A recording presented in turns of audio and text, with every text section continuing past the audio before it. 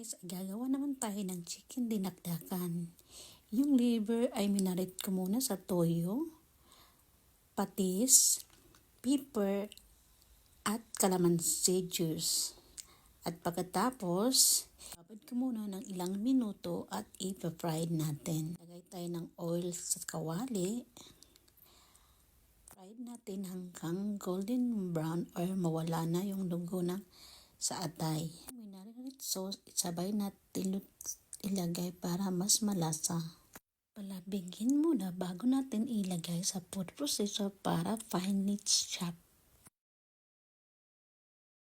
Chicken naman, i-marinate natin sa pepper, asin, toyo, at calamansi juice. Halu-haluin and ilagay natin sa air fryer. Muna natin ng oil para hindi siya magdikit. Air fry natin ng 20 minutes both side and 195 Celsius. Naman tayo ng sauce ng chicken dinakdakan. Yung liver, lagyan natin ng mayonnaise, calamansi juice, konting sugar, at toyo. Paminta, and mix well until well combined.